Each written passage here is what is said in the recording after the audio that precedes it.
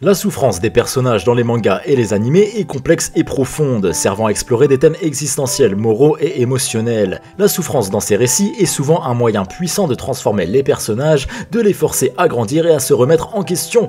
Dans de nombreuses histoires, la souffrance est un catalyseur qui force un personnage à se confronter à ses faiblesses et à ses doutes, créant ainsi une opportunité de maturation. Dans les mangas, la souffrance subie par un personnage est en fait l'étincelle qui allume une quête de vengeance. Cette souffrance crée un besoin ardent de justice, mais elle peut aussi mener à une spiralisation de la violence. Les souffrances des personnages ne sont pas simplement physiques, mais surtout psychologiques, poussant chacun à une introspection intense sur leur solitude et leur place dans un monde souvent absurde. Le processus de souffrance devient une quête de sens, de rédemption ou d'acceptation. Beaucoup de personnages subissent la souffrance de manière isolée, ce qui leur donne une vision du monde plus intime et plus complexe.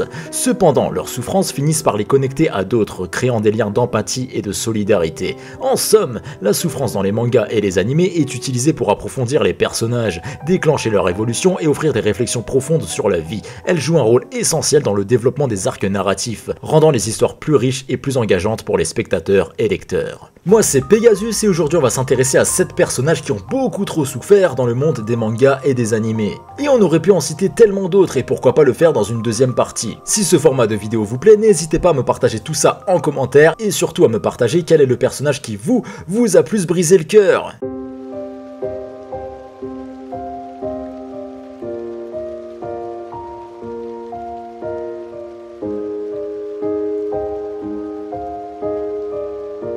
Obito Uchiwa. La souffrance d'Obito Uchiwa dans Naruto est un aspect central de son personnage et joue un rôle crucial dans son évolution et ses actions tout au long de la série. Son parcours est un exemple poignant de la manière dont la douleur et la perte peuvent déformer les aspirations d'une personne, conduisant à des choix tragiques. Après la mort de Rin, Obito adopte une vision nihiliste du monde, le considérant comme irrémédiablement corrompu par la douleur, la haine et les conflits. Cette perte est la source principale de sa souffrance et marque le début de sa descente dans les ténèbres. Le choc et la douleur d'avoir vu Rin mourir sous les yeux de Kakashi le pousse à rejeter le monde tel qu'il est. Il en vient à croire que le monde est un lieu où les gens souffrent inévitablement et que cette souffrance ne peut être éliminée par des moyens conventionnels. Pour Obito, la meilleure réponse à la souffrance est de l'éviter complètement en construisant un monde illusoire où personne ne ressent de douleur. Car il faut savoir aussi que Obito, avant la mort de Rin, est un orphelin. Le mec n'a rien pour lui, c'est un peu un raté à l'école, etc. Et il n'y a que Rin en fait dans sa vie qui est un peu sa petite lumière, son phare dans l'obscurité. Et dès qu'elle meurt, tout devient sombre pour lui. Contrairement à Naruto qui croit en la résilience et en la capacité de surmonter la souffrance, Obito pense que cette approche est futile. Il renonce à son ancienne identité et à ses rêves pour devenir l'ombre. Tobi, un personnage qui agit dans l'ombre et au service d'un idéal nihiliste. Il efface volontairement son ego pour se consacrer entièrement à son objectif, montrant une forme de détachement extrême et autodestructrice. Ce renoncement à son identité est une forme de souffrance intérieure, car il abandonne ainsi tout ce qu'il était et voulait être pour une vision imposée par Madara. Il se convainc ainsi que c'est le seul chemin possible pour éviter toute la souffrance dans le monde. La confrontation avec Naruto Uzumaki est un tournant majeur pour Obito car Naruto incarne ce qu'il aurait pu être s'il avait choisi de surmonter sa douleur différemment. Naruto devient ainsi un miroir pour Obito, reflétant la possibilité de persévérer malgré la souffrance. Cette confrontation force Obito à affronter ses choix et à la réalité qu'il a niée pendant si longtemps. À la fin, Obito choisit de se sacrifier pour protéger Naruto et Sasuke, trouvant ainsi une forme de rédemption. Ce sacrifice est une manière de réparer une partie du mal qu'il a causé et de retrouver une certaine paix intérieure. Il reconnaît ses erreurs et décide d'agir pour le bien, mettant fin à son cycle de souffrance. En somme, la philosophie de Obito est un voyage de la désillusion à l'espoir, du nihilisme à la rédemption. Elle explore les thèmes de la douleur, du libre arbitre, de l'illusion et de la réalité. À travers son parcours, Obito Uchiwa illustre comment les expériences extrêmes de souffrance peuvent déformer la perception du monde, mais aussi comment il est possible de revenir à une compréhension plus équilibrée et réaliste de la vie. La souffrance d'Obito est une exploration complexe de la douleur, de la perte et des choix moraux dans Naruto. Elle montre comment la souffrance non résolue peut conduire à des actions destructrices, aussi bien pour soi-même que pour autrui, mais aussi comment l'espoir et la rédemption restent possibles. Obito est vraiment un personnage tragique, mais aussi un exemple de la lutte entre la lumière et l'ombre, entre la douleur et la guérison. Ikki du Phénix. La souffrance de Ikki dans Senseiya est un élément central de son caractère et de son développement. Son parcours est marqué par des expériences traumatisantes et des épreuves qui façonnent sa philosophie de vie et sa détermination. Ikki est envoyé sur l'île de la mort, un lieu inhospitalier et brutal, pour y suivre un entraînement impitoyable, afin de devenir un chevalier de bronze. Là-bas, il subit des épreuves physiques et psychologiques extrêmes. Ikki développe un lien fort avec Esmeralda, la fille de son maître, qui lui offre un rare réconfort. Sa mort tragique, causée par le propre maître de Ikki, plonge ce dernier dans une rage et une douleur profonde. Consommé par la douleur et la vengeance, Ikki devient le chevalier du phénix, connu pour sa puissance et sa capacité à renaître de ses cendres. Cette transformation symbolise sa résilience et son refus de succomber complètement à la souffrance. La souffrance de Ikki le pousse à s'isoler émotionnellement. Il adopte une attitude distante et souvent froide, se protégeant de nouvelles blessures en évitant les attachements émotionnels. Ikki est souvent confronté à son propre côté sombre, alimenté par sa colère et son désir de vengeance. Ce conflit interne est une source constante de souffrance, l'obligeant à lutter non seulement contre ses ennemis mais aussi contre lui-même. Au fil du temps, Ikki apprend à canaliser sa douleur de manière constructive, cherchant la rédemption en protégeant les autres et en luttant pour la justice. La relation d'Ikki avec son frère cadet Shun est l'un des rares points lumineux de sa vie. Son amour pour son petit frère est l'une des motivations principales qui le pousse à continuer de se battre malgré sa douleur. Ikki est prêt à se sacrifier à plusieurs reprises pour protéger Shun et ses amis, montrant que sa souffrance n'a pas détruit sa capacité à aimer et à se soucier des autres. Pour Ikki, la souffrance est un moyen de devenir plus fort. Il croit que chaque épreuve qu'il surmonte le rend plus résilient et capable de protéger ceux qu'il aime. Ikki défie constamment le destin et refuse de se laisser abattre par les circonstances. Il incarne ainsi l'esprit du phénix, renaissant toujours plus fort après chaque chute. À travers ses luttes internes et ses sacrifices, Ikki incarne la capacité de l'esprit humain à surmonter la douleur et à trouver un sens même dans les moments les plus sombres. Mirai Gohan. La souffrance de Mirai Gohan dans Dragon Ball est profondément liée à l'univers sombre et apocalyptique de la timeline alternative dans laquelle il vit. Cette version de Gohan, bien différente de celle de la timeline principale, est marquée par une série de pertes tragiques et de luttes incessantes contre des forces écrasantes.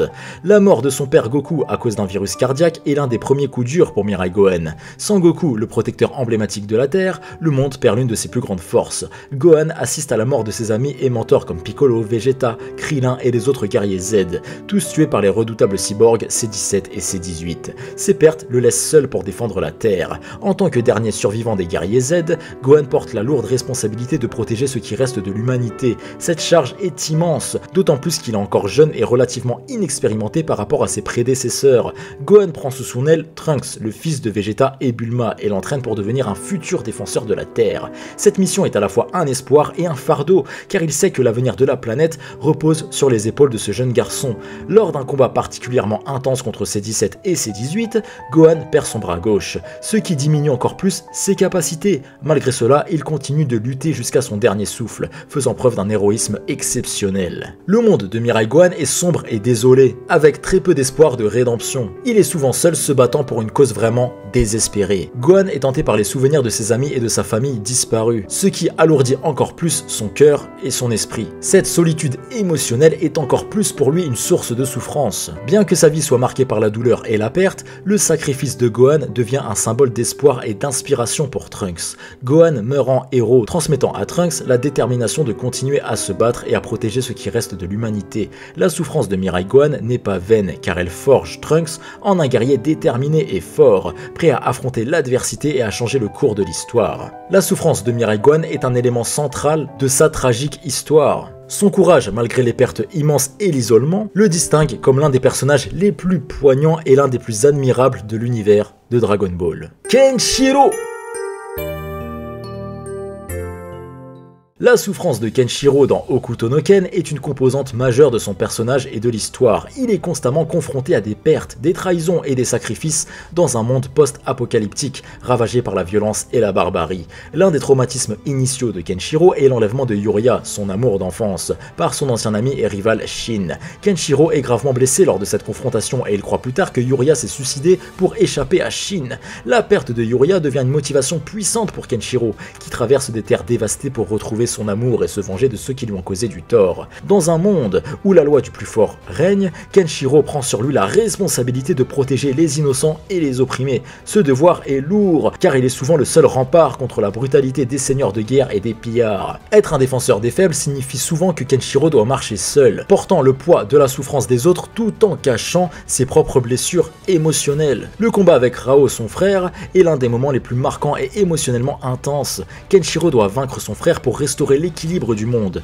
un acte qui lui cause une grande douleur car il respecte profondément Rao malgré leurs différences. Après leur duel, Rao accepte sa défaite et se sacrifie pour donner un dernier message d'espoir à l'humanité. Kenshiro est marqué par la perte de son frère et la signification de son sacrifice. Tous ses amis mourront sous ses yeux dans des conditions horribles, comme Rei ou encore Shu. S'ensuivra aussi la mort de son frère Toki. Toutes ces souffrances le renforcent et c'est là aussi le secret de sa puissance. Pour être le plus fort, il faut souffrir et encaisser la douleur. Kenshiro est piégé dans un cycle de violence où chaque victoire mène à un nouvel adversaire et à de nouvelles pertes. Il ne peut jamais vraiment trouver la paix car le monde dans lequel il vit est un constant chaos.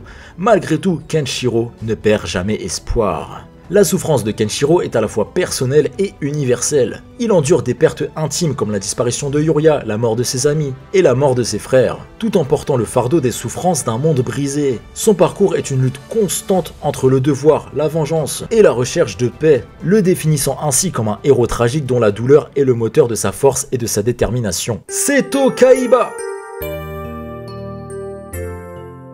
La souffrance de Seto Kaiba dans Yu-Gi-Oh! Est une composante essentielle de son personnage complexe. Elle se manifeste à travers son passé difficile, ses relations tendues et son obsession pour le pouvoir et la perfection. Seto Kaiba a perdu ses parents à un jeune âge, ce qui l'a contraint lui et son frère Makuba à grandir dans un orphelinat. Cette période de leur vie est marquée par la solitude et l'insécurité. Leur adoption par Gozaburo Kaiba, un homme d'affaires cruel et impitoyable, transforme leur vie en un enfer. Gozaburo soumet Seto à une éducation sévère et abusive, le formant pour devenir un dirigeant sans pitié. Cette pression intense et les abus psychologiques laissent des marques profondes sur Seto. En reprenant Kaiba Corp après avoir renversé Gozaburo, Seto se retrouve à la tête d'une entreprise aux méthodes controversées. Il fait face à une énorme pression pour réussir et prouver sa valeur. Seto Kaiba devient obsédé par la perfection et la victoire, ce qui alimente une souffrance intérieure constante.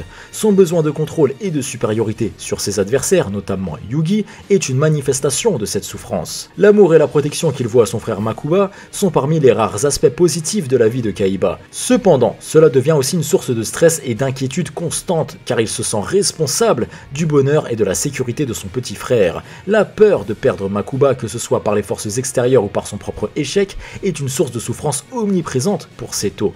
La rivalité entre Seto et Yugi est vraiment intense. Chaque défaite face à Yugi est un coup dur pour l'ego de Kaiba et surtout un rappel de ses propres limites. Il souffre de ne pas pouvoir surpasser Yugi, ce qui alimente son obsession de devenir le meilleur. Cette rivalité n'est pas seulement un affrontement de compétences, mais aussi un conflit entre les valeurs de Kaiba et celles de Yugi.